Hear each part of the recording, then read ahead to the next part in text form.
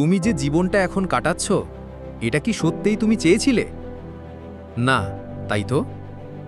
তবু তো সকাল হচ্ছে, তুমি উঠছ, দৌড়াচ্ছ, হাসার ভান করছো।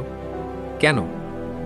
কারণ তোমার ভেতরে এখনো একটা আলো জ্বলছে, যে আলো বলে, আমি হার মানিনি।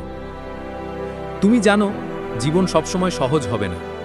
কখনো তুমি পড়ে যাবে, কেউ পাশে থাকবে না, কেউ বলবে তুই পারবি না। কিন্তু ঠিক তখনই যদি তুমি দাঁড়াও, যদি বলো আমি পারবো, কারণ আমি থামিনি, তখনই বদলে যাবে সব কিছু। তোমার কষ্টগুলো একদিন গল্প হবে, তোমার চোখের পানি একদিন বিজয়ের প্রতিচ্ছবি হবে।